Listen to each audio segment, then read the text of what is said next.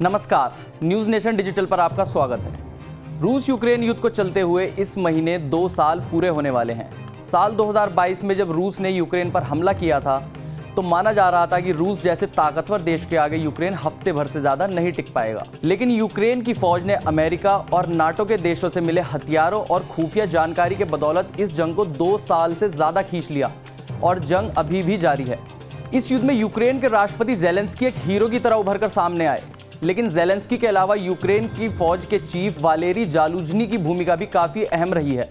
अब हालात ये है कि यूक्रेन में वालेरी जालुजनी की पॉपुलैरिटी ज़ेलेंस्की से भी ज़्यादा हो गई है और खबर ये है कि ज़ेलेंस्की उन्हें आर्मी चीफ के पद से बर्खास्त करने वाले हैं। मीडिया रिपोर्ट्स के मुताबिक अमेरिका ने भी ज़ेलेंस्की पर अपने आर्मी चीफ को हटाने का दबाव बनाया है और उन्होंने व्हाइट हाउस को इत्तला कर दी है कि जनरल जालुजनी की बर्खास्तगी तैयार कर दी गई है।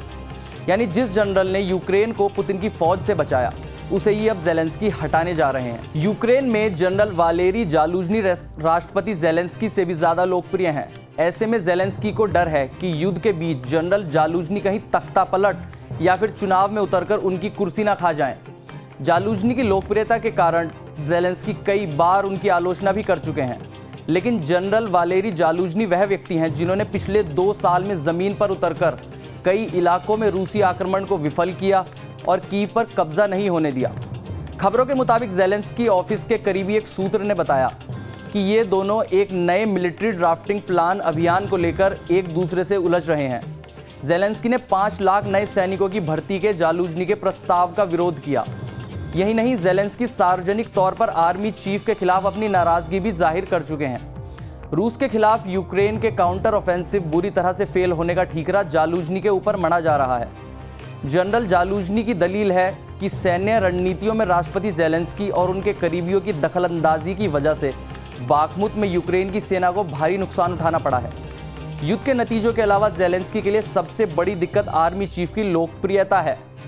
यूक्रेन के समर्थक पश्चिमी देश में भी जालुजनी को राष्ट्रपति पद के लिए एक बेहतर ऑप्शन के तौर पर देखा जा रहा है। आयरन जनरल के नाम से मशहूर जालुजनी बेहद लोकप्रिय हैं और उनको पद से हटाने से बड़े पैमाने पर हथियारों के भंडार से लैस विशाल रूसी सेना का मुकाबला कर रहे यूक्रेनी सैनिकों का मनोबल गिर सकता है। ज़ेलेंस्की का कहना है कि जनरल जालुजनी रूसी आक्रमण का करारा जवाब देने में पूरी तरह से विफल रहे हैं। उनका कहना है कि जालुजनी की लीडरशिप में यूक्रेनी सेना उन इलाकों को वापस पाने में विफल रही है जिस पर रूस ने कब्जा जमाया हुआ है। जालुजनी को यूक्रेनी लोग एक नेशनल हीरो के तौर पर देखते हैं। उनके लिए ज़ेलेंस्की भी किसी हीरो से कम नहीं है। लेकिन इन दोनों के बीच युद्ध के मैदान में मिली नाकामी और राजनीतिक ईर्ष्या पब्लिक डोमेन पर आ गई है। यूक्रेन में हो रही हलचल पर गौर करें तो आर्मी चीफ वालेरी जालुजनी के खिलाफ राष्ट्रपति ज़ेलेंस्की के तेवर तीखे होते जा रहे हैं। जानकारों के मुताबिक ज़ेलेंस्की जल्द ही अपने खुफिया प्रमुख किरिल बुडानोव को यूक्रेनी सेना की कमान सौंप सकते हैं। अंदेशा यह भी है कि जालुजनी नाराज होकर सत्ता पलट भी कर सकते हैं।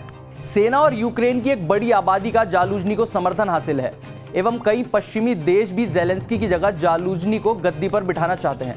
यूक्रेनी फौज इस वक्त गोला बारूद की कमी का सामना कर रही है। अमेरिका से हथियारों की सप्लाई कम हो गई है और व्हाइट हाउस और कुछ रिपब्लिकन सांसदों के बीच विवाद के चलते एक सहायता पैकेज की मंजूरी भी रुक गई है। बहरहाल अब देखना होगा कि आंतरिक परेशानियों में उलझा यूक्रेन कितने दिन और पुतिन की फौज का सामना कर पाएगा और कब तक अमेरिका उसका साथ देगा। ये वीडियो आपको कैसा लगा? अपनी राय हमें ज़रूर दें और देखते रहिए न्यूज़ नेशन।